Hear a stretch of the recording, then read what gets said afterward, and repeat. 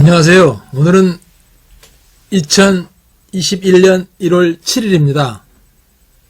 앞에 보이는 에스라 성경 강좌라는 그걸 9월 달부터 시작을 해가지고 쭉 진행했던 게 280회까지인가를 했더라고요. 한 25분에서 35분 정도 사이로다. 그걸 내가 다 들었어요. 끝까지 다 들었거든요. 근데 그것에 관해서 좀 할 얘기가 있어서 좀 하려고 그러고, 이 앞에 X표를 이렇게 붙여놨는데, 그 강의에 문제가 많아요. 심각하게 문제가 많은 것에 관해서 그냥 놔두고 갈 문제는 아니더라고요. 이거를 좀 밝혀봐야 되겠다 싶은 생각이 들어서 이제부터 한번 따라가면서 한번 진행을 한번 해볼게요. 에스라 성경 강좌를 노우원 목사가 설명을 하는데, 그 강좌를 하는 목적이 단순화, 집중화, 전문화, 표준화, 생활화라고 합니다. 진리는 먼데 있는 것이 아니고 어려운 것이 아니고 복잡한 것이 아니다. 진리는 행하려고 하는 사람에게만 보이게 된다. 예수님께서 말씀하시기를 너희가 내 말을 행하려 하면 내 말을 알리라 하고 말씀하셨다. 이렇게 말씀하시고 이걸 이제 진행을 하시죠. 그런데 이 말은 맞잖아요. 이거 이렇게 해야 된다고 하는 말은 정확하게 맞아요. 근데 이분이 진짜 이렇게 하고 있는가, 그걸 한번 들어가서 살펴보자는 거죠. 에스라 성경 강좌의 원리, 모든 성도들에게 모든 성경을 가르쳐 지키게 합니다. 창세기부터 계시록까지 연대순으로 읽어야 합니다. 연대순으로가 중요한 거죠. 빠른 시간 내에 집중적으로 가르치고 배워야 합니다. 성경이 기록된 원목적대로 가르치고 배워야 합니다. 하나님 중심으로 이해하고 가르치고 배워야 합니다. 하나님의 심정을 이해하게 가르치고 배워야 합니다. 배워서 가르칠 수 있게 단순하게 가르쳐야 합니다. 믿음과 소망과 사랑이 증진되도록 가르쳐야 합니다. 성경 말씀 안에 있는 모든 주제를 가르쳐야 합니다. 역사적, 지리적, 문화적인 배경을 가르쳐야 합니다. 자신의 사명을 인식할 수 있도록 가르쳐야 합니다.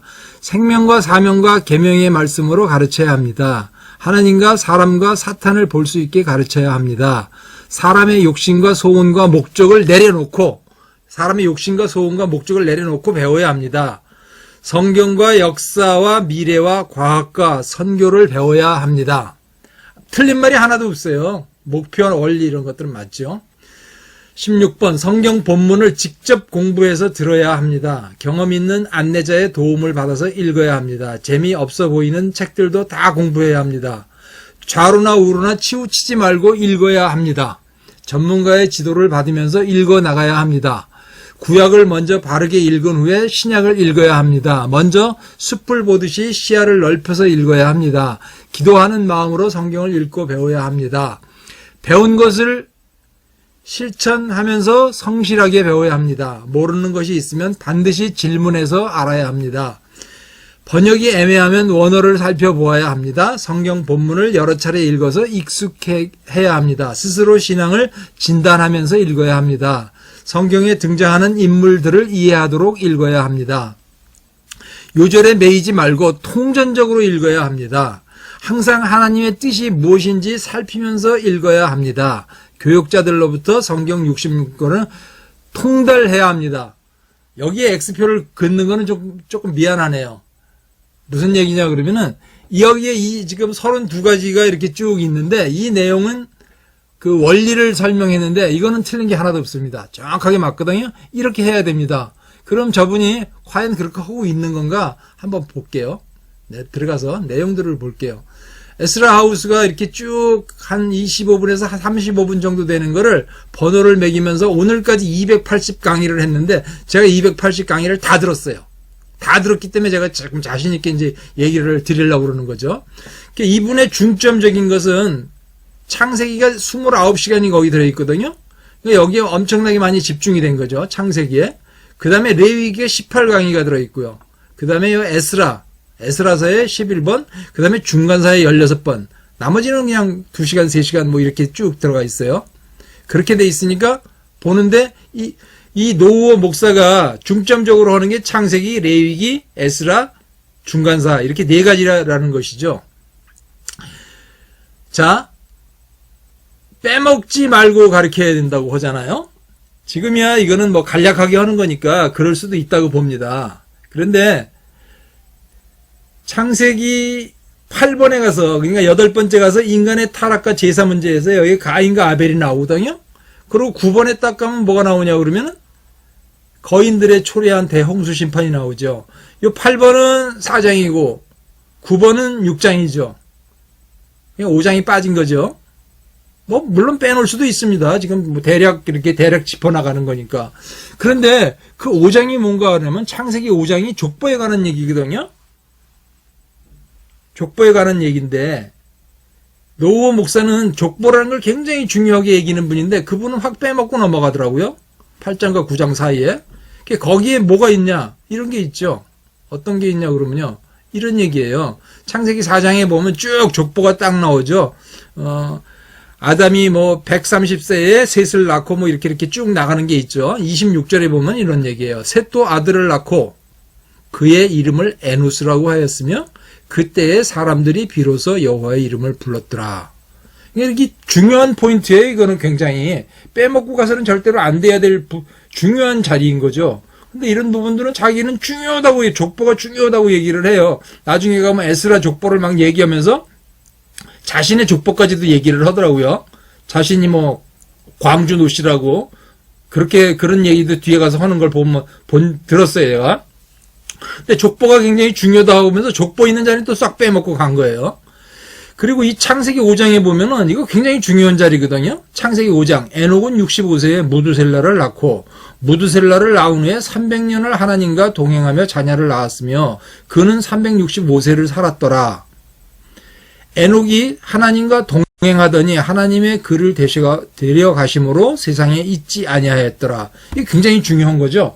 성경을 읽는데 성경을 우리가 읽고 배우는 것에 가장 중요한 곳이 될지도 몰라요. 단 한 사람이잖아요. 하나님이 동행하더니 데려가심으로. 나중에 뭐 엘리야도 하늘로 올라갔지만 하나님과 동행하더니 하나님이 데려가심으로. 이거 굉장히 중요한 말이거든요. 우리가 여기에 소망을 가지고 살아야 되는 거죠. 자, 무두셀라는 187세에 라멕을 낳았고 라멕을 낳은 후에 782년을 지내며 자녀를 낳았으며 그는 969세를 살고 죽었더라. 이것도 굉장히 중요한 거예요. 무두셀라라는 사람이 969세를 살고 죽었더라. 요 죽는 날 노아의 홍수가 터진 거예요. 노아의 홍수가 터진 거거든요. 그래서 이거를 개그맨들이 소재로도 쓰잖아요. 이 무두셀라라는 말을. 그런 게 뭐 성경을 조롱하면서 쓰는 건지 어쩐 건지 모르지만 개그맨의 소재가 될 정도로 이게 중요한 얘기인데 이렇게 중요한 부분들을 싹 빼먹고 넘어가 버려요. 그러고 이제 나온 게 이거죠, 이거. 거인에 관련된 얘기. 전 이거 이대로 믿지 않습니다. 근데 이런 것은 증명할 방법이 없기 때문에 여기서 논하고 싶질 않습니다. 이까짓 거. 거인이 이렇게 저렇게 살아서 6m짜리 거인이 있고 하는데 난 저런 거 다 그래픽 조작이라고 생각하지 실제 있었다고 생각하지 않습니다. 나중에 예수님이 말씀하시죠. 마태복음 22장이었던가요? 거기에서 보면 너네가 천국을 모른다. 천국에 가면은 남자도 여자도 아니고 결혼하면서 사는 게 아니다. 그런 거잖아요. 근데 천사하고 사람이 결합을 해가지고 이렇게 거인을 만들어내고 이런 건 말이 안 맞는 얘기거든요. 근데 이런 건 어차피 얘기를 해봐야 내가 저 사람하고 따자가 이 얘기를 해서 여기서 증명될 것은 아니니까 이런 건 빼고 넘어갈게요. 이런 건 빼고 넘어가고 셈의 아들 중에 셈의 5 아들 중에 일람이라는 사람은 상당히 멀리 내려가서 이란 남쪽 거기까지 갔고요. 그리고 이제 아수르는 우리가 알고 있는 니누에 그쪽 땅에다가 아수르 땅을 만들어서 자기 땅을 그리고 자기 이름이 땅 이름이고 땅 이름이 그 사람 그 족장 이름이에요. 그 다음에 이제 아르박삭 이야기가 사실 중요한데요. 아르박삭은 나중에 지도를 보여드리겠습니다만 아르박삭은 아마도 우리가 알고 있는 하란 땅 거기가 이제 데라의 고향이고 아브라함 고향이고 그 중요한 고향이고 이거 중요한 얘기거든요. 데라의 고향이고 아브라함의 고향이고 하란의 고향이고 이런 얘기를 하잖아요. 엉터리거든요. 엉터리. 교통의 요충지고 아주 기우대가 좋은 곳입니다. 사람들이 그 성경을 깊이 또 세밀하게 안 보고 얼른 생각하기를 아브라함이 그저 갈대 우르에서 부름받았 이런 말이 있으니까 아브라함 고향을 갈대 우르인 줄 알고 있는데 전혀 그렇지 않습니다. 아브라함 고향도 하란이고 데라의 고향도 하란이고. 웃기는 사람이라니까요. 지 맘대로 성경을 지금 뜯어 고치고 앉았는 거예요. 온 세상 사람이 다 갈대 우르라는데 지가 뭐라고 갈대 우르가 아니라고. 아르박삿 고향도 하란이고 아마도 저는 노아와 셈과 아르박삿 이 계열이 하나님을 그런 대로 끝까지 믿으려고 했던 하나님을 섬기는 그런 사람들 봐요. 엘람보다도 아수르보다도 또 룻과 아람보다도 아르박삿이 그 아버지 셈도 모시고 할아버지 노아도 모시고 하란 땅에서 살지 않았을까 이런 짐작이 가는데 아무 기록이 없습니다. 그러나 이제 성경에 그 어른들을 잘 모시고 효도하고 아버지 할아버지 잘 모시고 이런 사람들이 뭐 복을 받는 건 당연하거든 성경적으로. 그래서 아마 아르박삿 이것도 웃기는 얘기잖아요. 결혼을 하면은 친척 아비집을 떠나는 거잖아요. 결혼을 해서 떠나는 건데 뭘 모시고 살라고. 말도 안 되는. 계열이 아브라함의 조상 계열이기 때문에 제가 볼 때는 셈에게 5 아들이 있었지만은 일람이라는 큰아들은 이란 남쪽으로 갔고 또 아수르라는 사람은 니누에 쪽 그쪽에 가서 자기 나라를 세웠고 룻과 아람은 룻은 저 터키 서쪽에 리디아 거기가 수도가 사르디스 사대라고 해서 우리 계시록의 사대 거기가 룻이 세운 나라예요. 그리고 아람은 시리아를 세웠습니다. 아람이 세운 시리아 나라는 언어가요, 언어. 그래서 아람어가요, 그 아람서부터 시작해가지고 아람이 만든 그 언어 문자 이런 그 글들이 바벨론 느부갓네살 왕 시대만 해도 아람어를 하면요, 아람 중근동 내지는 그 가나안 땅을 비롯해가지고 아수르는 말할 것도 없고 바벨론부터 시작해가지고 페르시아 저쪽으로는 아마 애국까지도 이 아람어는 어느 정도 통했던 소통되는 그런 언어였다고 봅니다. 그러니까 고대 언어 중에 아람어는 굉장히 큰 언어였다고 봐요. 성경도 아람어의 영향을 받았고 또 아람어로 구약 성경이 번역도 되었습니다. 탈굼이라고.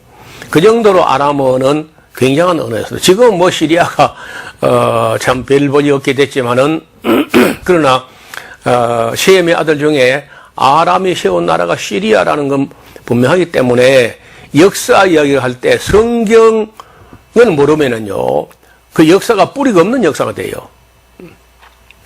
그래서 역사를 공부하거나 철학을 공부하거나 신학을 공부하거나 모든 학문의 기초가 성경 창세기부터 이 오경을 제일 먼저 봐야 돼요. 오경이요, 우리 신앙의 뿌리가 되는 뿌리. 그리고 역사서가 줄기가 될 것이고, 예언서가 가지가 될 것이고, 복음서나 선지서가 꽃이나 열매가 된다고. 그 정도로, 오경이 중요합니다. 뿌리가 없으면은 자연히 그 신앙이 흔들리게 돼요. 그래서 이 오경에 튼튼하게 뿌리를 내리고 있는 그런 신앙이라야 세상 여러 바람에 흔들리지 않게 될 줄로 믿습니다. 그래서 기록으로 찾을 수는 없는데 제가 짐작하고 추정하기로는 셈의 5 아들 중에 한 가운데 아들이 아르박삿인데 아르박삿이 자기 아버지 셈도 모시고 할아버지 노아도 모시고 그 하란 땅에서 오래 살지 않았겠나 이렇게 보는데 뭐 여기는 뭐 의견을 달리하는 분도 얼마든지 가능합니다. 저 혼자의 상상이고 추측이니까요. 그거는 뭐 제가 주장할 만하지는 않습니다. 혹시 그런 증거가 있으면 저에게도 뭐 알려주시면 저도 도움이 될 것 같아요. 그리고 이제 어시어 감독이 계산해 본 그 연대 수라든지 나이를 계산해 보니까, 노아가 늙음하게 아브라함 태어난 것을 보고, 노아가 연세가 돌아가실 때 950세에 돌아가셨는데, 그때 아브라함 나이가 계산해 보면요, 58세나 됩니다. 그러니까 적어도 58년 정도를 아브라함도 노아를 보고 살았다는 거죠. 근데 거기가 어디냐면 제가 볼 때 그 하란이었을 가능성이 커요. 하란. 그만큼 하란이 중요합니다. 앞으로 이 하란 이야기는 아브라함 이야기를 또 한 번 더 하게 될 겁니다. 이걸 이제 부정하는 사람은 스데반 설교를 듣고 또 혼란에 빠져가지고, 스데반의 이야기를 보면은 데라가 죽은 후에 아브라함이 가나안 땅으로 온 것처럼 되어 있어요.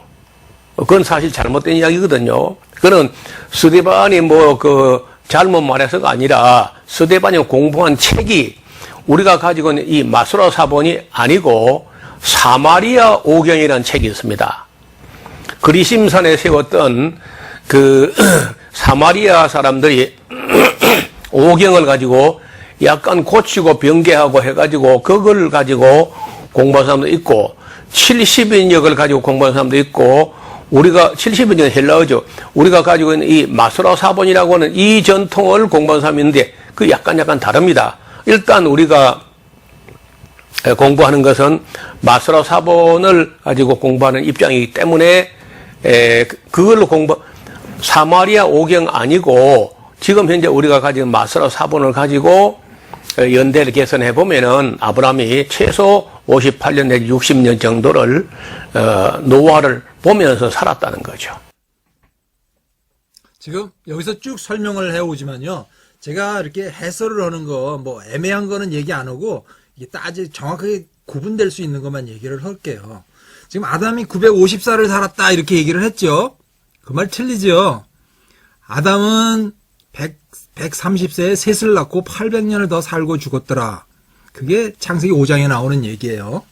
그리고 2단이 됐든 3단이 됐든 5단이 됐든 세상의 모든 사람이 알고 있는 게 갈대아 우르에서 아브라함이 나왔다는데, 이 사람은 자기가 그거 아니라고 부정을 해버리잖아요. 모르면 말을 하지 말던가. 자신이 목사라고 똑바로 한다고 바로 가지킨다며 2단이고 3단이고 5단이고 온 세상 사람들이 다 갈대아 우르에서 나왔다는데, 지가 뭐라고 여기 앉아서 하란에서 나왔다고 그래요. 맞는 말을 하는 게 있어요.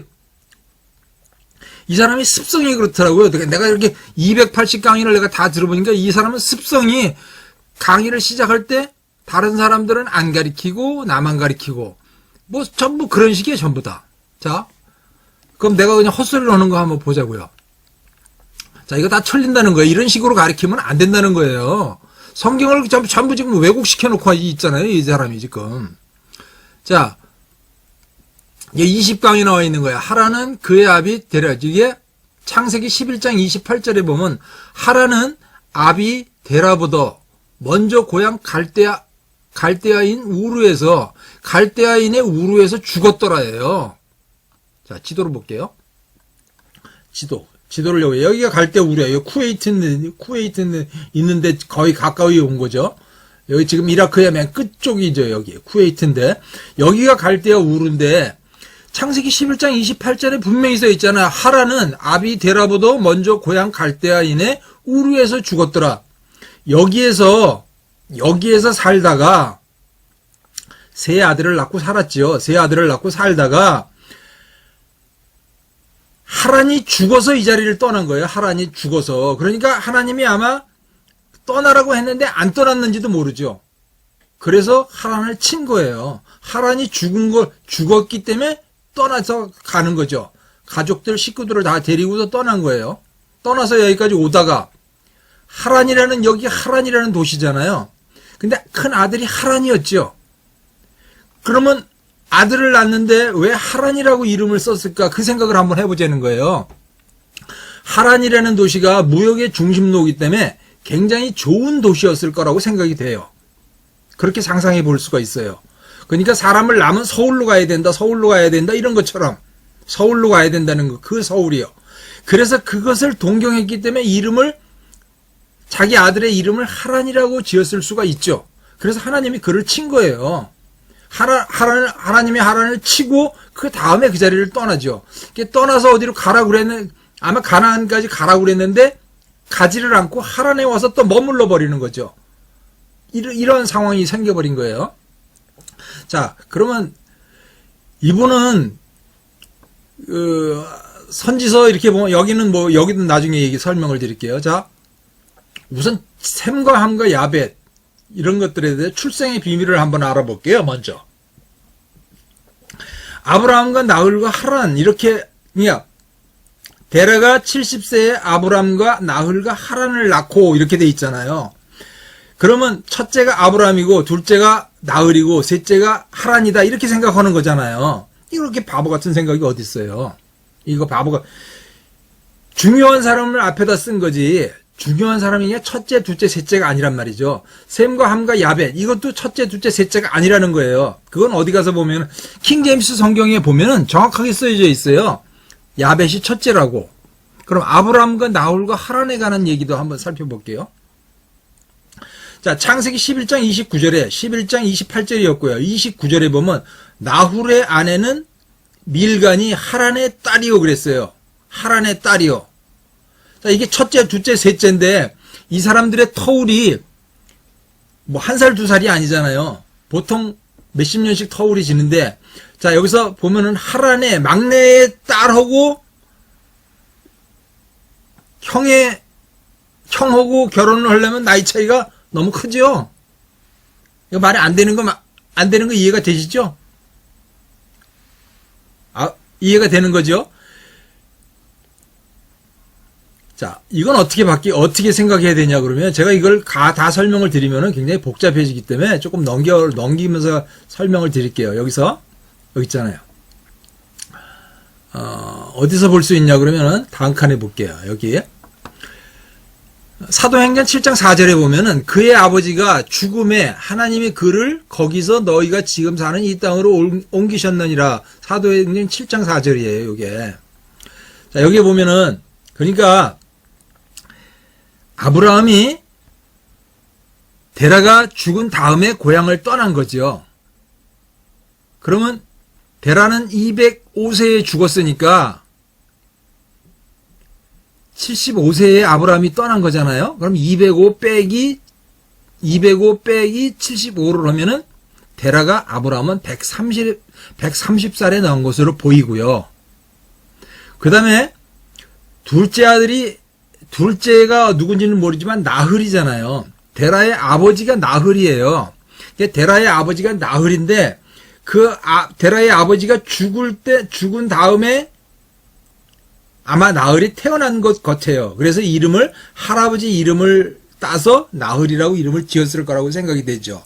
그러면 데라가 70살에 난 사람은 누구냐? 그 사람이 하란인 거예요. 하란이 난 거예요. 그러니까 순서를 따지면 하란, 나흘, 아브람 이렇게 난 거죠.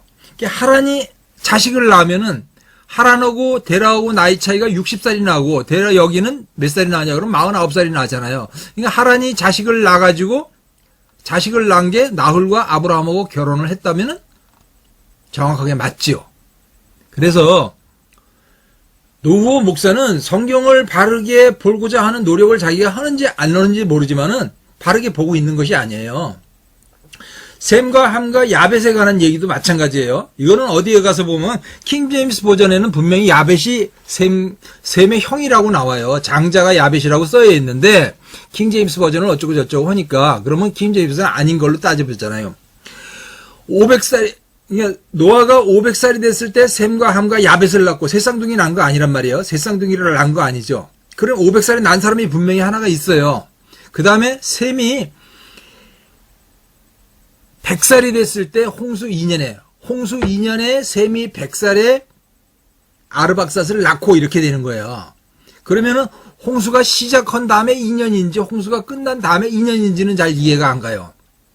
가장 크게 보면 홍수가 끝난 다음에 2년으로 볼 수도 있어요.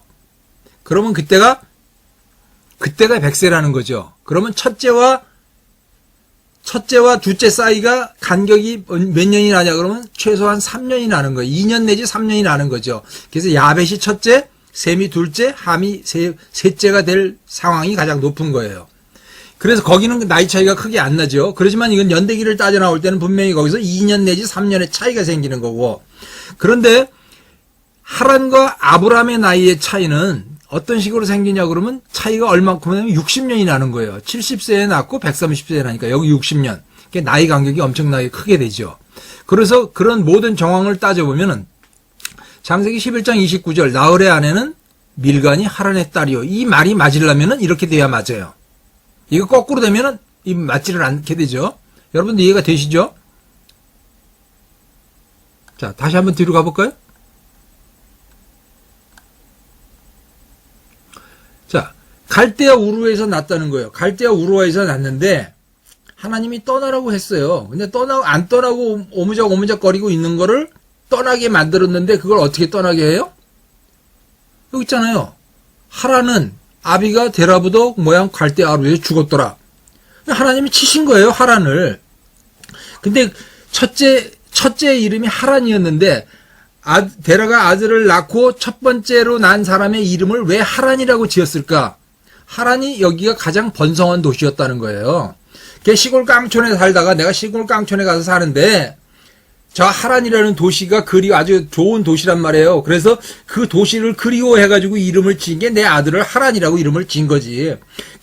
그렇게 짓고 살다가 보니까 하나님이 그를 치신 거예요. 떠나라고. 데라한테 명령을 줬지요. 떠나라고 하니까 떠났는데, 가나안까지 가라고 그랬는데, 데라가 여기 와서 멈춰버린 거죠. 멈춰서 한동안을 살게 된 거죠.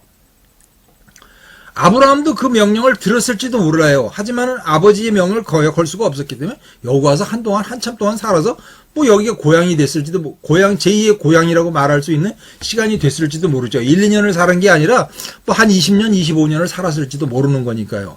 그러니까 아브라함이 한 50 정도에 출발을 해가지고 여기 와서 한 25년을 더 살게 되는지 않았나? 그랬을 수도 있어요. 그랬을 수도 있는 거죠. 하여간 이랬거나 저랬거나 갈대아 우르라는 것은 그 지명은 1단이고 2단이고 3단이고 4단이고 5단이고 6단이고 전부 갈대아 우르라고 그러는데 이 노후어 목사라는 인간이 여기 툭 튀어나와가지고 갈대아 우르가 아니라고 하란이라고 뻑뻑 우기는 거잖아요. 이런 거 이렇게 하면 이런 것들이 2단이 뭐예요? 끝이 다르다는 거잖아요. 이건 아주 끝이 다른 게 아니라 많이 다른 거예요. 이렇게 가르치면 안 되는 거예요. 자, 이런 관계요. 이런 관계에 관해서도 잘 모를 수는 있어요. 이거 잘 모를 수는 있거든요. 계산을 정확하게 안 해보고 깊게 생각을 안 해보면 안 할 수는 있죠. 그런데 정확하게 계산을 따지면은 여기서 60년의 차이가 나는 거죠. 그러니까 노아가 살은 것과 아까 그러잖아요. 노아 목사가 노아와 아브라함이 같이 살았더라. 그 말은 안 맞는 거예요. 그리고 모시고 살았다나. 성경에서는 분명히 뭐 결혼을 하고 나면 아비의 집을 떠나는 게 돼 있잖아요. 떠나게 돼 있죠. 우리나라에서만 끼고 사는 거잖아요. 우리나라 사람들만 끼고 살지. 미국 가도 사람들 붙들고 안 살잖아요. 고등학교만 나오면 다 자립해가고 다 나가는 거란 말이에요. 부모와 자식을 다 크면은 떠나는 게 맞는 게, 결혼하고 나면 떠나는 게 맞는 거예요. 근데 뭘 10대 조상을 모시고 살아. 말도 안 되는 개딱지 같은 소리를 하는 건지. 자, 이분은 어떤 분이냐고 그러면요. 이분이 김홍석 교수님이에요. 국방대학원에서 김홍석 교수님인데 창조과학회 이론이기도 하죠. 이분이 연대기업 안에서 우리나라에서 가장 해박한 사람일 거예요, 아마. 이분이 하는 얘기예요, 지금 이게. 데라가 하란에서 205세에 죽고 나서 아브라함은 하란을 떠났는데 이때 아브라함의 나이는 75세였다. 자, 그건 어디에 있냐? 사도행전 7장 4절에 쓰여 있다. 그의 아버지가 죽음에 하나님이 그를 거기서 너희가 사는 지금 이 땅으로 옮겼느니라. 이렇게 써 있단 말이죠. 그게 뭐 스데반의 얘기인가 그렇겠죠. 그리고 70인역이라는 게 있어요. 70인역이 있고 요게 마스토라 사본이고 요게 사마리아 오경이고 요게 70인역인 거예요. 70인역에는 데라가 아브라함을 72세에 낳고 205세를 살았다면 이 아브라함은 데라의 하란에 생존해 있는 상태에서 하란을 떠난 것이 모순이 발생한다. 70인 역에는 데라의 수명이 205세를 고수했다. 데라가 아람을 70세에 낳고 205세를 살았다면 아브라함은 그러니까 70인 역으로 공부를 했다면 이렇게 됐다는 얘기예요. 아브라함은 아버지 데라가 하란에 생존해 있는 상태에서 하란을 떠난 것으로 된다는 거예요. 70인 역으로 공부를 했으면은. 그리고 우리가 이제 기본적으로 알 때 목사님들이 그런 얘기 하잖아요. 70인 역을 번역을 하는데 뭐 유대 사람을 불러다가 뭐 6명씩 한 방에다 넣어가지고 12개, 뭐 12명인가 뭐 넣어가지고 뭐 6개월인가 뭐 번역을 해갖고 나오니까 뭐 똑같았더라 그러는데 그 말은 안 맞는 거예요. 그냥 그런 식으로 성경을 가리키면 안 되는 거죠. 70인 역에서는 뭐에 문제를 삼았냐 그러면은 여기 낳고 가다가 그런 나이에 여기서 100살에 낳고 갑자기 뭐 35세 이렇게 줄고 막 이런 상황이 생기는 게 있어요. 이 앞전에죠. 셈 이전에 65세, 75세 그러다가 또 160세 이러니까 그거를 이렇게 100살씩 빼고 막 고치는 게 있어요. 세 군데가. 그런 것들을 고쳐놓은 거예요. 여기서 이제 그런 얘기를 뭐 자세하게 드리고 싶지는 않고요. 하여간 사도행전에 나오는 그의 아버지가 죽음에 하나님이 그를 거기서 지금 사는 이 땅으로 옮겼느니라. 이게 틀리는 게 아니라 이게 맞는 거예요. 그래서 아브라함은 데라가 130세에 난 거예요. 그래서 데라가 죽고 떠난 거예요. 이거는 굉장히 중요한 문제예요. 지금도 우리가 우리나라에서 저도 마찬가지예요. 결혼하기 위해서 성경을 교회 가서 목사님한테 주례를 받고 결혼을 했어요. 그래서 성경을 배우게 됐는데 성경을 보고 성경책을 보고 알고 그래가지고 죽은 사람한테 절하지 말라 이렇게 했지만은 내 아버지가 살아계시는 동안에 내가 그걸 거역할 수는 없더라고요. 아버지가 살아계신 동안에. 아버지 살아계신 동안에 나도 같이 절하고 그랬어요. 제사 지낼 때. 아버지가 돌아가시고 나니까 내가 마음대로 할 수 있으니까 난 그때부터 안 했어요. 그런 상황이 똑같은 거예요, 이거에. 그러니까 잘 알 수 없는 것에 대해서 자기가 확증적으로 뭘 확 바꿔버리잖아요, 이 사람은. 특징적으로 하는 일이 그거야. 모르면 넘어가면 되는 건데, 지가 뭐라고 몇천 년 동안 가르쳐 온 거고, 1단이고 2단이고 3단, 4단, 5단이 다 알고 있는 갈대우르를 하란, 그거 잘못됐어요. 하란이에요. 그 다음에 죽어서 나온 게 아니고 살아서 나왔어요. 똑같은 소리라고 앉았잖아요. 자, 오늘이 1월 7일이거든요. 1월 4일 날이에요. 263번. 2021년 1월 4일 날 바울 서신을 강의하면서 이 강의하는 도중에 이문정 검사라는 말이 툭 튀어나오더라고요. 한번 들어볼게요. 네, 그런 면에서는요. 로마가 그 로마 역사가 그렇게 인정받고 평가할 만합니다. 왜요? 무죄로 판결할 수 있어야, 그게 참된 사법이죠. 요즘 우리 나라 사법개혁 어쩌고 하는데 보면은 그 임은정 검사라고 여자 검사님이 계시는데, 이분은요, 무죄로 구형을 했다가, 검사들 세계에서 뭐 완전히 따돌림을 당하고, 언제 이런 일이 있었냐 그러면요. 2007년인가 있었을 때 2007년인가 그게 노무현이가 대통령으로 할 때 그때 이문정 검사가 그렇게 판결을 했어요. 그 통진당인가 뭐 그런 거 관련된 거 아마 그럴 거예요. 그런 거를 갖다가 그렇게 무죄라고 판단했던 거예요. 이적단체였던 거예요, 그거. 뭐 그 내용은 내가 자세하게 몰라요. 자세하게 모르지만 그때 아마 이문정이라는 검사가 노무현이 있을 때 검찰총장한테 무슨 상인가도 받았어요. 그리고 검찰총장이 지휘 감독을 하는 명령을 발표한 게 검찰사 72년사에 노무현 대통령이 있을 때 한 번 있었고 지금 추미애가 와서 3번인가를 했죠. 그거 다 누구한테 했냐 그러면 노무현이 하고 문재인이 있을 때 한 거예요. 그때 나온 검사가 저 사람인 거죠. 근데 그 얘기를 지금 하고 있는 거예요. 바울 얘기를 하다 이게 갑자기 왜 이런 얘기가 튀어나오냐는 거예요. 그런 모습을 볼 수 있어요. 우리나라 사법부는요, 로마에 비해서 한 2000년 뒤전 같습니다. 신인간 아니에요 이거? 로마는 2000년 전에 사도 바울의 무죄인 것을 무죄로 판결할 수 있는 실력이 있었다는 거예요. 그 무죄로 이제 판명 나와서 석방됐을 때, 자, 석방됐을 때 이제 바울이 어디로 갈까? 원래 그 계획은 어디에? 원래 그 스페인 가는 거예요, 스페인. 지금 우리의 법이 2000년 전 로마법 봐도 못 터대는 거예요, 이 인간이 지금. 욕해도 되잖아요. 이런 사람 욕 안 하면 누구한테 욕을 해요?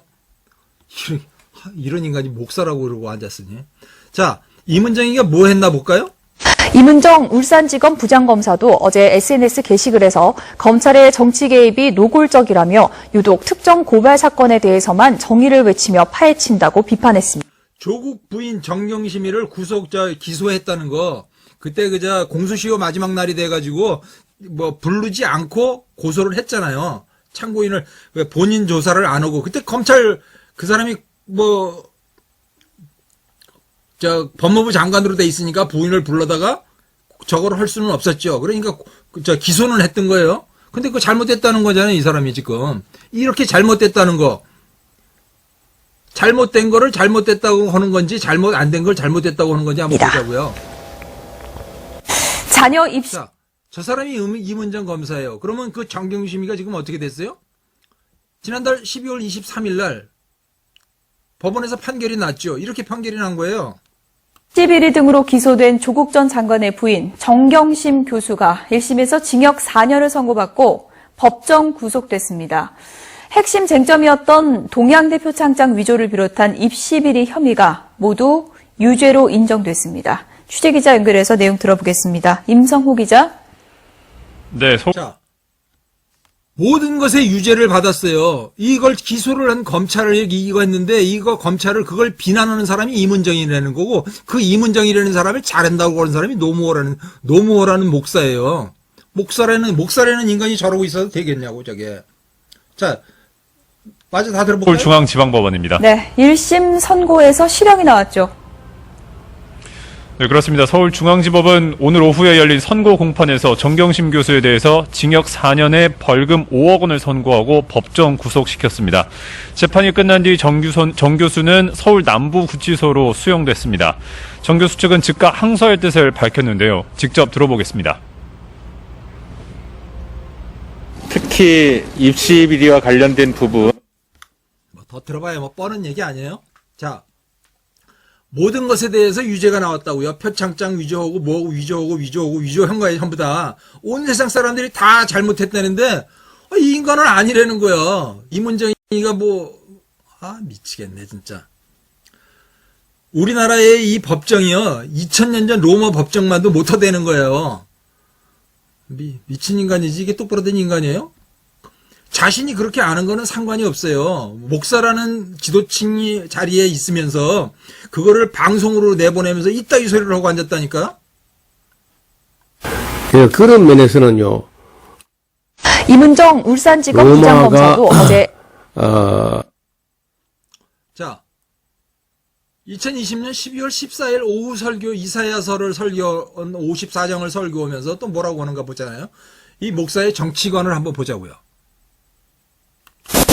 그걸 교회가 바른 말로 해야 돼요. 그걸 안 하고 자꾸 죽어서 천당 가려고 하는 이게 보수 꼴통 기독교가 완전히 악한 정치인들에게 길들어가지고 박정희 교를 믿어가지고 그냥 종교도 무조건 정부에 복종만 해야 된다. 이래 길들어지는 게 지금까지 대화가 안 돼요. 말도 안 통하고. 공평이 없어 지금. 박정희 교가 있다고 그래요. 난 그래서 이런 얘기를 처음 들어봐갖고 박정희 교라는 걸 말하는 거 보니까 노무현 교가 있구나. 가만히 보니까 이분이 하는 게 노무현 종교예요. 노무현 교를 사수하는 분이 이분이더라고요.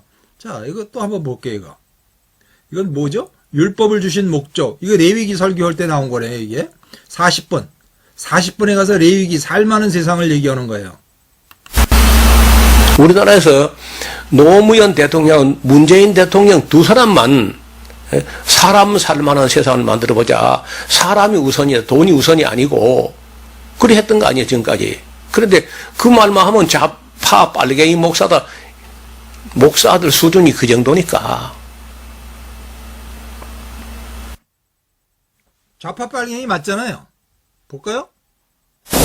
그걸 문재인 대통령, 노무현 대통령이 살만한 세상을 만들었다고 그랬죠? 이거 1월 1일 날 나온 거예요. 대통령 4년간 잘한 것은? 잘한 거를 물어봤는데 잘한 거 아무것도 없다가 국민의 44%야. 잘한 거 아무것도 없다. 검찰개혁이 12.8%. 당신 같은 사람들 얘기하는 거야. 이게 노무호 같은 목사 같은 사람들 얘기하는 거지. 이런 사람들을 뭐라고 그러냐 그러면 극좌라고 그러는 거야. 뭐 극우가 있다고? 극우와 극좌라는 얘기는 어떻게 얘기를 하는 거냐 그러면요. 폭력이 붙어 있느냐, 폭력이 들어가면은 극이라는 말이 붙잖아. 이 대한민국 안에서 우파가 무슨 데모하는데 무슨 폭력이 있었던 거 본 적 있어요?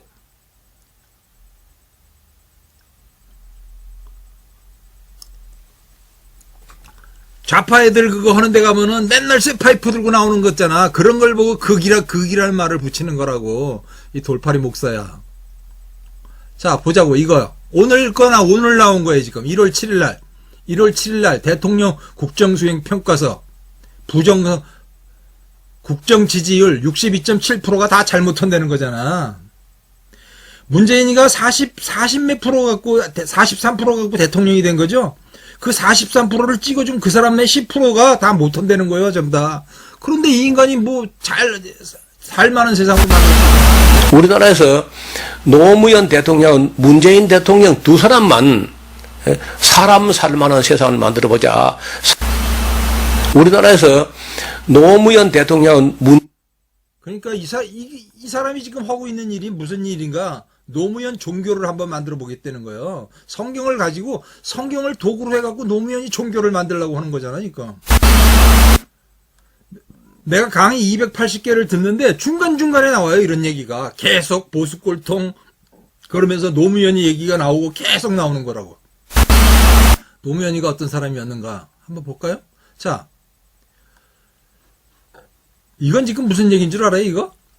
추미애 장관 일정 12월 16일 날 추미애를 잘랐어요. 경질 잘랐단 말이에요. 자르는데 추미애 체면 살려주느라고 그냥 네가 사의를 표명한 것으로 하자. 그냥 체면 살려주려고. 그랬는데 이 추미애가 12월 16일 날 그만두라고 그랬던 거예요. 문재인 대통령이 그만두라고 그랬잖아요. 그런데 사표를 안 내요, 지금. 사표를 안 내고 뻑뻑 우기고 지가 지금 지가 대장이라고 그러고 돌아다니는 거예요, 지금. 나 법무부 장관이라는 거예요, 지금. 이게 달아요, 이게? 대통령이라는 게 이거 장관 이거 지금 추미애가 지금 개기는 거예요, 이거 지금. 그리고 사과는 전부 SNS로 하고 앉았어요. 사과를 어디서 해야 돼요? 마이크 붙들고 기자들 앞에 가서 하든가 해야 되지. SNS에다가 말 몇 자 적는 게 그게 사과예요? 이게 무슨 사과예요? 윤석열이하고 싸우다가 동부 구치소에 지금 1200명이 지금 바이러스에 감염이 됐잖아요. 교회는 지금 20명이 들어가서 예배를 못 보게 만들고 5,000명, 10,000명이 이 좌석이 있는 데다가 20명이 들어가서 예배를 드리라고 그래요, 지금. 그런데 목사가 그런 소리는 안 하고 아유, 저런 게 목사라고. 자, 이게 당신이 노무호라는 사람이 노무현이가 문재인이 오고 살만한 세상을 만들어놨던 세상에 이게 부동산 가격이에요. 부동산 가격. 이게 KB국민은행에서 만드는 1986년도부터 주택 변이율이라고. 노무현이가 뭐 했나 보자고. 노무현이 있을 때 2 정도 있었어요. 여기에 2 정도. 2가 여기 오면 얼마가 돼? 5.5가 되잖아. 집값이 3배 반 뛰었다는 거야. 아유, 이 인간들. 노무현이가 있을 때 집값이 3배 이상 뛰었다고. 그러고 이명박이 있을 때 이게 줄어들잖아. 이렇게 평균적으로 가다가 다시 문재인이가 오니까 또 2배가 뛰는 거야. 이게 살만한 세상이야? 뭐 애를 많이 낳으라고? 자살자가 왜 생겼다고? 개떡같은 소리 들으라고 앉았어. 잘 봐, 이 인간들아.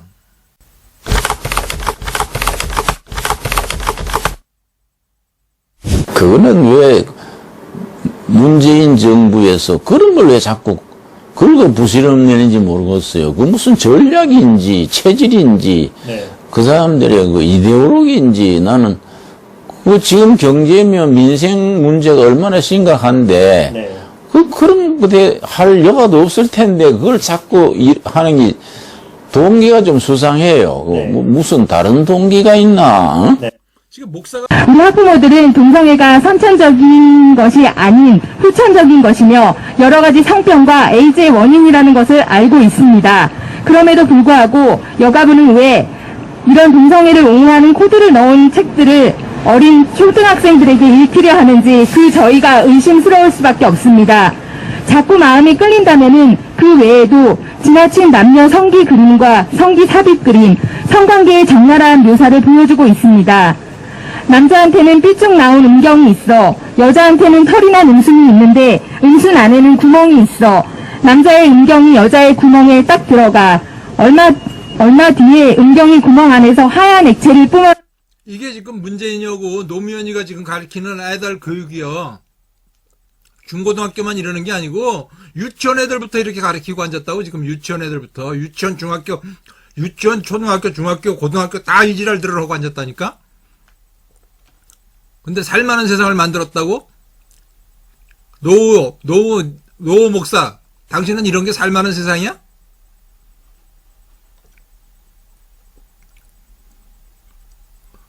내지 나의 꽃 내 사랑 위 아래 옆에서 본 모습 말하기에도 듣기에도 민망한 이 내용을 그림과 함께 초등학교 아이들에게 보여준다면 어떨지. 아니 이미 본 아이들이 있을 것을 생각하니 분통이 터집니다. 이것이 아동학대가 아니면 무엇이란 말입니까? 자꾸 마음이 끌린다면은 사랑에 빠지면 아기가 갖고 싶을 수도 있어라고 하고 사랑이 결혼으로 이어지기도 하지라고 또 합니다. 이 말의 의미가 뭘까요? 대한민국 헌법 36조 1항 혼인과 가족생활은 개인의 존엄과 양성의 평등을 기초로 성립되고 유지되어야 하며 국가는 이를 보장한다는 바탕으로 사랑은 결혼으로 이어지기도 하지가 아니라 사랑은 한 남자와 한 여자의 결혼으로 이어지는 것이며 사랑에 빠지면 아기가 갖고 싶을 수도 있어가 아니라 결혼으로 맺어진 가족 안에서 자녀를 임신, 출산, 양육해야 한다고 대한민국 헌법이 보장하는 대로 가르쳐야 하는 것이 맞지 않겠습니까? 나다운 책장에 다수의 책들이 그랬지만 마음이 끌린다면은 분석하는 내내 구역질이 날 것 같은 불편함과 불쾌함을 느꼈습니다. 시간 관계상 이 불편함과 불쾌감이 드는 내용의 일부만을 말한 것입니다. 신기하게도 20페이지밖에 되지 않는 이 책 안에 다른 불편하고 불쾌한 내용들이 또 들어가 있습니다. 다음 책 나가지 않고 존중해주자는 것. 책은 여가부가 선정한 나다움 어린이 책, 그 시리즈 중에 하나인데요. 나다움이요? 예, 나다움. 남성도 여성도 아닌 나다움을 찾도록 도와주겠다 이런 의미에서 나다움인데요. 예. 아기는 어떻게 태어날까 이런 제목의 동화책입니다. 근데 딱 보시면은 굉장히 충격적이죠. 이게 엄마 아빠의 모습입니다. 제가 좀 본문을 읽어드리겠습니다. 옷을 벗은 엄마랑 아빠야. 엄마에겐 가슴이 있고 다리 사이에 좁은 길이 있어. 그 길을 질이라고 해. 아빠 다리 사이에는 곤봉처럼 생긴 고추가 있어. 그 고환이라고 하는 주머니도 달려있지. 아빠랑 엄마는 서로 이렇게 성기관을 자세하게 묘사를 한 다음에 아빠랑 엄마는 서로 사랑해. 그래서 뽀뽀도 하지. 아빠 고추가 커지면서 번쩍 솟아올라. 두 사람은 고추를 지려넣고 싶어져. 재미있거든. 이렇게 묘사를 합니다. 성관계를 묘사를 하고요. 이어서 지금 보시는지 모르겠는데 적나라하게 성관계를 그림으로 이렇게 보여줍니다. 그러면서 침대에 누워있는 엄마랑 아빠야. 아빠는 엄마의 질에 고추를 넣어. 그러고는 몸을 위아래로 흔들지. 이 과정을 성교라고 해. 신나고 멋진 일이야. 이렇게 성관계를 보여줍니다. 이것이 초등학교 1학년부터 6학년까지 모두 볼 수 있는 초등학교 1학년이요? 예, 초등학교와 그리고 지금 공공도서관에 다 비치되어 있는 여가부의 나다움 어린이 책입니다. 또 다른 충격적인 그 책을 좀 보여드리겠는데요. 이 책은 아기가 어떻게 만들어지는지에 대한 놀랍고도 진실한 이야기 이런 제목입니다. 마찬가지로 이제 성기관과 성관계를 자세하게 묘사하고 있습니다. 아기 만들기 이런 챕터인데요. 아까 보신 거와 비슷한 그림이 나옵니다. 남자와 아니, 이건 예. 그러면서 남자와 전자가 만나려면 남자와 여자가 서로 함께 해야 해요. 그래서 두 사람 합치기 위해 옷을 벗으면서 키스를 하고 서로를 어루만지면서 시작해요. 이때 어른들은 흥분하고 특별한 기분을 느껴요. 곧이어 여자의 질이 촉촉해지고 남자의 은경이 딱딱해져요. 남자의 은경이 꼿꼿해지는 것과 비슷하지만 기분은 아직 달라요. 남자가 예. 은경을 여자의 예. 질환으로 밀어넣어요. 마치 퍼즐 조각처럼 두 사람의 몸이 서로 맞춰져요. 이것이 바로 서로 사랑을 나눈다고 하는 행동이에요. 예. 그러면서 예, 죄송합니다. 댓글창이 지금 너무 난리났어요. 남자와 여자는 모두 설레고 흥분하며 아주 사랑하는 감정을 느껴요. 그 느낌이 점점 더 강해지고 남자가 더 빨리 움직이면 마침내 고안에 있던 정자들이 은경에서 솟아오르며 여자의 나팔관으로 들어가요. 이게 이것이 도대체 어디서 만드는 책이에요? 이것은 고래가 숨쉬는 도서관이라고 하는 출판사인데요. 이런 책들을 여가부가 직접 선정을 해서 이것이 아이들에게 도움이 된다 이렇게 해서 롯데지주와 초록우산 어린이재단의 후원을 받아서 지금 이것을 배포하고 있습니다. 이게 나라야? 노모 목사님, 이런 게 나라요?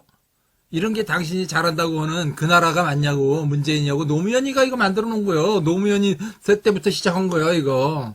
포괄적 성별 이거 만들어 놓은 거. 지금 아이들한테, 초등학교 애들한테 다 이렇게 가르치고 앉았다고. 그런데 이 나라가 잘한다고? 당신도 똑같은 인간이야, 그러니까. 끔찍해서 이거 다 볼 수가 없네, 내가. 자, 이건 무슨 얘기야? 이거 독방. 이게 동부구치소. 독방 가고 싶어요. 아직도 7명이 모여있어요. 확진자가. 예? 집단 감염, 동부구치소 6명 추가 확진, 교정시설 누적 1115명. 광화문에서 모여가지고 무슨 어쩌고 저쩌고 해가지고 난리를 쳤잖아. 그거 수만 명을 검사를 해가지고 몇만 명을 검사를 해가지고 그때 뭐 300명이가 나왔어요. 그런데 지금 2,400명이 있는 교도소 안에 지금 1,200명이 지금 50%가 지금 감염이 됐는데 이지랄을 쳐놓고 이지랄을 만들어 놓고 뭐 윤석열이하고 추미애하고 싸움질해나고 앉았는데 그걸 또 잘한다고 거기서 추미애가 책 들고 나오니까 그 책 가지고 어느 검사가 뭐 어쩌고 저쩌고 한 얘기라고 하면서 그걸 방송으로 해가지고 지금 강의 시간에 얘기하는 당신이 정신 있는 인간이야? 너 같은 인간을 누가 목사라 그래, 이 개딱지 같은 자식아. 자, 뭐 했어? 종교와 표현의 자유도 제한할 수 있다고? 종교와 표현의 자유도 제한할 수 있다고 그런다고, 지금. 그래서 교회는 백화점에 가서, 백화점이니 뭐니 다 사람이 들락거려도 지금 교회에는 20명밖에 못 들어간다는 거야. 5,000명 들어가는 교회에서. 그래서 지금 목사님들이 다 들고 일어났어, 오늘. 우리는 지금 교회가 어떻게 되는지 끝까지 예배를 하겠다고. 그러니까 당신 같은 사람 또 그거 보고 뭐라 그럴 거지? 뭐 그거라 그러고. 뭐 때문에 그랬냐고? 보라고 지금. 그 결과는 나타났습니다. And the consequence of this is apparent. 여의도에서 지금 주한미군 철수를 전제로 한 바로 종전협정에 서명한 국회의원이 173명입니다. 173명. Around 173 Congress members, our own political leaders, have signed off as sending off deporting of these U.S. military soldiers in our country. 존경하는 국민 여러분, I cry out to you, South Koreans, 해외 동포 여러분, to all the Koreans across the world. 아직도 저들의 의도를 눈에 보이지 Can 않습니까? you still not see the intention within this government? 만약 여러분과 제가 이제 머뭇거린다면은 If we stay silent, 머지않아 여러분들은 수령님을 모시고 살아야 될 날이 you will 멀지 않아 have 다가오고 to 있습니다. face the consequences of this disaster in our country. 수령님을 모실 수 있겠습니까? Are you willing to pay this consequence? 그렇다면 문재인 이름을 어떻게 해야 되겠습니까? Then what should we do to this president? 제가 문재인에게 무리한 요구를 한 것이 아닙니다. This is not a big request to our President Moon Jae-in. 끊임없이 제가 겁변드렸습니다. I met him politely and have told him. 왜 48년 8월 15일 건국을 부인하느냐? 거기에 대해서 국민한테 사과하라는 겁니다. 사과. I told him to apologize. Why have you been denying the establishment of this nation August 15th? 간첩의 왕인 신영복을 가장 존경하는 사상가라고 한 말에 대해서 대국민 사과라는 것입니다. I told him to apologize for having said that he respects this ideologist Shim Young-bok. 서독의 간첩 윤희상의 묘지에 마누라를 보내서 헌화시킨 거 사과하라는 것입니다. 노무현 목사는 오바댜 강의를 하던가 아마 나훔인가 거기 강의하면서 그러잖아. 우리나라 국민이 일국가 이체제를 수용할 수 있다고? 미친 새끼지 이게 전부 다. 월남이 어떻게 폐망을 했어? 1국가 2체제를 우리 국민이 수용할 수 있다고 당신 그랬다고. 김대중이가 거는 게 옳다고. 지금 뭐래? 종교의 자유와 표현의 자유도 제한한다고 그러는 거 아니야? 지금 여기 뭐라고 그러는가 한번 보자고. 문재인 대통령은 어제 청와대 수석보좌관 회의에서 이렇게 말했습니다. 어떤 종교적 자유도 집회의 자유도 표현의 자유도 국민들에게 엄청난 피해를 입히면서까지 주장할 수는 없을 것입니다. 국민 안전과 공공의 안녕을 지키기 위한 수단으로서 공권력의 엄정함을 분명하게 세우겠습니다. 네, 이 짧은 대목에 문 대통령이 가지고 있는 생각이 그대로 농축되어 있기 때문에 그 부분을 분석해 보겠습니다. 먼저 이 어떤 종교적 자유, 집회의 자유, 표현의 자유도 국민에게 피해가 있다면 보장받을 수 없다는 식으로 말했습니다. 원론적으로야 옳은 말처럼 들릴 수도 있습니다. 그런데 일단 이 말들을 그대로 받아들여서 그 말을 갖고 이번에는 문 대통령에게 다시 물어보겠습니다. 문 대통령은 어떤 사람들에게 집회의 자유를 주장할 수 없다고 했는데 이때 집회에는 코로나 전파 위험성이 있는 것도 사실이지만 그에 앞서 그 집회는 본질적으로 정부 비판 집회요. 대통령을 비판하는 집회였습니다. 그렇다면 문 대통령은 지금 세종로 내거리 근처에 있었던 이른바 정부 비판 광화문 집회는 안 되고 그곳에서 100m쯤 떨어진 종각 근처의 민노총 집회는 괜찮다, 오히려 환영한다. 그런 뜻입니까? 정말 그렇습니까? 비유컨대 고 박원순 시장 분향소에 모인 추모 행렬은 괜찮고 백선엽 장군 분향소에 모이면 안 된다. 그런 뜻입니까? 이참에 코로나를 빙자하여 정부 비판 모임을 모두 금지하고 싶은 속마음이 드러난 것입니까?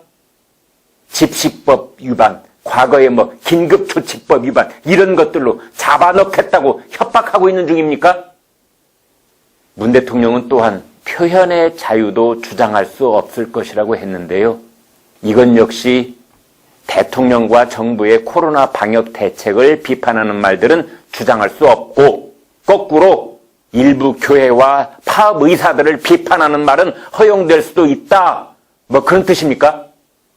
다시 말해서 정부 정책을 지지하는 발언은 표현의 자유를 누릴 수 있고 정부 정책을 비판하는 발언은 표현의 자유를 허용할 수 없다. 그런 뜻입니까? 정말 그렇습니까? 대통령은 잊으셨습니까? 대통령 취임 선서 첫 대목이 나는 헌법을 준수하고 라고 시작합니다. 대통령의 가장 막중한 책무는 헌법을 준수하는 것이고 그 자유민주주의 국가의 헌법 내용 중에 중요하고 또 중요한 것이 바로 표현의 자유입니다. 그런데 어떻게 취임 때 헌법 수호를 맹세한 대통령이라는 사람이 표현의 자유를 허용할 수 없다는 말을 할 수 있습니까? 대통령은 또한 일부 사람들에게 종교적 자유를 주장할 수 없다고 했는데 이때 종교는 불교도 아니고 천주교도 아닌 일부 개신교를 지칭하고 있을 것입니다. 즉 대면 예배를 계속하거나 그러니까 불교도 아니고 기독교도 아닌데 기독교만 못하게 하겠다는 거예요. 천주교도 괜찮고. 문 집회에 참석한 일부 개신교 신앙인들을 지칭하는 것으로 보입니다. 물론 그분들도 자중해야 한다는 국민 여론이 높습니다. 그러나 문 대통령에게 묻습니다. 대통령은 지금 천주교 신자 아니십니까? 초등학교 3학년 때 부산 영도 신선성당에서 세례를 받은 세례명 디모테오, 그분이 바로 문재인 대통령입니다. 그렇다면 천주교 신자 문재인 대통령이 비록 일부이긴 하지만 개신교 신자들에게 종교적 자유를 제한할 수 있다는 말을 할 때는 지극히 신중했어야 합니다. 아울러 종교의 자유는 표현의 자유보다 더 중요하게 자유민주주의 대한민국 헌법에 명시된 국민의 기본권의 핵심입니다. 우리 헌법 제20조 1항은 이렇게 되어 있습니다. 모든 국민은 종교의 자유를 가진다. 20조 2항은 이렇습니다. 국교는 인정되지 아니하며 종교와 정치는 분리된다. 네, 그렇습니다. 코로나 사태가 극도로 위중한 상황에 있다는 것은 1000번, 10,000번 인정합니다. 그렇지만 방역 대책이 아무리 시급한 상황이라 하더라도 대통령은 말을 가려서 해야 합니다. 대통령은 어떤 경우에도 헌법 20조가 명시한 국민의 종교의 자유에 대하여는 주장할 수 있다거나 주장할 수 없다거나 이렇게 함부로 말해서는 절대로 안 됩니다. 문 대통령은 또한 국민 안전과 공공의 안녕을 지키기 위한 수단으로서 공권력의 엄정함을 분명하게 세우겠다고 했습니다. 엄정함을 세우겠다는 식의 말투. 지금의 집권 지도층이 좋아하는 그 이상한 말투는 뭐 그렇다 치더라도 이 부분 대통령 발언은 한마디로 공공의 안녕을 지키기 위해 공권력을 행사하겠다는 것입니다. 문 대통령은 잊으셨습니까? 당신이 대학 시절 그리고 이른바 인권 변호사 시절 그토록 맞서 싸웠다는 공안 통치라는 것이 바로 공공의 안녕을 지킨다는 명분의 공권력 행사였다는 것을 정녕 잊으셨습니까? 공공의 안녕, 이것이 공안인 것이고 그것을 핑계로 공권력을 동원하면 그것이 바로 공안 통치인 것입니다. 그런데 문 대통령은 공공의 안녕과 공권력 행사 참말. 문재인은 남쪽 나라 대통령이죠. 2018년 2월 8일 날 동계올림픽에 서서 이렇게 얘기했어요. 이렇게. 사상가 신영복 선생은 제가 존경하는 한국의 사상가 신영복 선생은 뭐 그런 셈이죠. 간첩을 하겠다. 이거를 그냥 약간 좀 돌려서 얘기를 하는 셈이죠. 이거를 뭘 보면 알 수가 있냐면 이제 신영복이 월간말 인터뷰를 했어요. 근데 거기서 뭐라고 얘기했냐면 자기는 자기의 사상은 변화가 없다. 이게 무슨 말이에요? 그냥 자기 그대로 간첩이란 소리죠. 전혀 한 게 아니네요. 그쵸. 그리고 이제 자기는 동지들을 배신할 생각이 진짜 전혀 이만큼도 없다라고 얘기를 하고, 그리고 내가 통역담에 가담을 했던 것은 뭐 누가 뭐 시켜서 하거나 뭐 누가 이렇게 밀어붙여서 하거나 이런 게 아니고 그냥 내 양심에 따랐을 뿐이다. 내 양심이 하라는 대로 했을 뿐이다. 나는 앞으로도 내 양심이 하라는 대로 행동을 할 거다. 앞으로 이렇게 살 거다. 라고 얘기를 했어요. 이 말이 무슨 뜻이에요? 자기는 전향서 쓴 거 다 개뻥으로 써질러 놓은 거다. 나는 앞으로도 계속 간첩질 하겠다. 이 얘기잖아요. 아니, 근데 전 이해가 안 되는 게 20년 4.19 전향서를 썼잖아요. 네. 어차피 이렇게 개뻥으로 전향서 쓸 거면 그냥 잡혀가자마자 죄송합니다. 저 전향할게요 하고 나오지. 뭐하러 굳이 20년이나 살았나? 약간 이런 의문도 들더라고요. 그분 책 중에 뭐 감옥 생활에서 감옥으로부터의 사색. 네. 알겠네.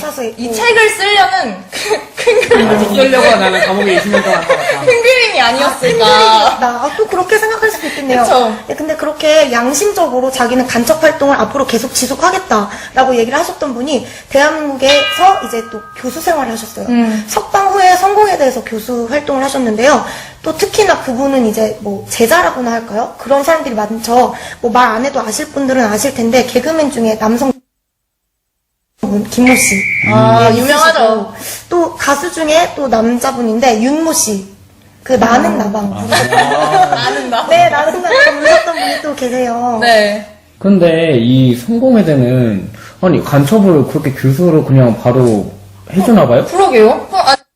고등학교 애들도 알잖아요. 고등학생 아이들도 지금 이러고 앉았는데, 나이 80이 가까워, 80은 안 됐지? 80이 가까워하는 목사라는 인간이 뭐 노무현이고 뭐 문재인이가 살만한 세상을 만들었다고? 여러분 안녕하십니까? 뉴스9의 신동욱입니다. 문재인 대통령이 현충일 추념사에서 서훈 문제로 논란을 빚었던 약산 김원봉 선생을 다시 언급했습니다.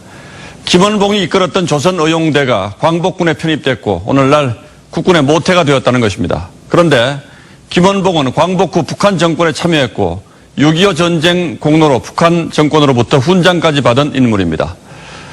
독립운동가로서는 몰라도 6.25 전몰자를 기리는 현충일 추념사에서 김원봉이가 누구냐 그러면 6.25 때 쳐내려온 놈이야, 쳐내려온 놈. 북한에 대해 한국을 쳐내려온 놈이라고 6.25 때 침략할 때. 얘가 어디 나온 거냐, 그러면, 저 암살이라는 영화에, 누군가 나와가지고, 멋있는 게 보인 거, 걔가 얘거든. 자, 더불어민주당 123명이 북한 개별 관광 허용해달래, 지금, 1월달. 엊그저께 이게 지금. 북한 개별 관광 허용해달라고. 지금 코로나 때문에 난리를 치고 앉았는데 개별 관광 가겠대요. 북한에 먼저 누구 하나 죽어가지고 바닷가에 떠들다가 쏴 죽인 거 몰라? 개자식들. 그래서 레위 지파가 이제 살고 있는 땅과 영역을 좀 대충 정리를 해놓았습니다. 여러분, 우리가 이 성경을 신뢰하게 되는 것 중에 하나가 이렇게 아담서부터 말이요. 적어도 예수님까지 족보를 꼬박꼬박 챙겨라 평안하다. 그래서 신라로 온 거요. 그 신라에 오니까 당나라 우리 노가대 시조가 한국에 온 시조가 이제 이름을 숫자 외자를 쓰는데 노수라는 당나라 한림원 학사가 있다가 나라 그 항소 토격문을 쓰고 막 그랬는데 그럴 때 나라가 이제 망해가는 거예요. 자꾸 나라가 흔들흔들하고 그 안사의 난이라고 안록산과 사사명이라는 사람이 반란을 일으켜가지고 당나라가 막 흔들리고 그 황소라는 사람이 또 반란을 일으켜가지고 그때 최치원이 거기서 막 그 항소 토격문을 쓰고 막 그랬는데 그럴 때 나라가 흔들리니까 우리 할아버지 중에 우리 노가대 시조가 한국에 온 시조가 이제 이름을 숫자 외자를 쓰는데 노수라는 당나라 한림원 학사가 있다가 나라가 도저히 안 될 것 같아요. 그러니까 어떻게 정보를 알았는지 신라가 참 평안하다. 그래서 신라로 온 거예요. 그 신라에 오니까 당나라라는 그 나라가 중국에서는 그 당시에 굉장히 큰 그런 강력한 나라인데 이제부터 미국처럼 이렇게 이제 한국이 떠받들고 나라에서 한림원 학사로 있던 분이 오니까 예우를 하려고 한 거라. 근데 괜히 또 그 권력자 가까이 곁에 있다 또 무슨 화를 당할 것 같으니까 꼭 나를 쓰려면 변방, 신라 경주에서 제일 먼 변방을 가서 다스리게 해달라. 그래 했는데, 그리고 준 땅이 광주. 광주를 옛날에 광산이에요, 광산. 그래서 우리가 이제, 노수하라고 그 광주에 제가 일부러 가봤어요. 어떻게 정착했는지. 그러니까, 이 광주에 와가지고 아들 9명 건너와가지고 또 아들 9명을 한 곳에 모여 살게 안 하고요. 이 한반도 전체에다 흩었어요. 9군데 딱 심어. 제일 큰 아들을 광주에서 살게 했는데 그래서 우리가 이제 저는 노가주에서도 광주 노가를 이렇게 그리고 쭉 해보니까 내가 그 노수 할아버지의 29대인가 그렇더라고. 자, 그 사람이 누구예요? 광주 노씨래죠? 광주 노씨. 그래서 지금 나 한번 찾아봤어요. 노무현이 본관이 어딘가. 여기 있잖아. 노무현 본관. 스마트폰으로 찾아봤더니 노무현이 본관이 광주 노씨더라고. 그러니까 자기 집안인 거예요. 이게 보니까. 본관이 같다는 거죠. 얼마만큼 가까운지는 모르지만은. 그러니까 노무현이 문재인이를 이 사람이 떠받드는 이유는 자기하고 본관이 같다는 거예요.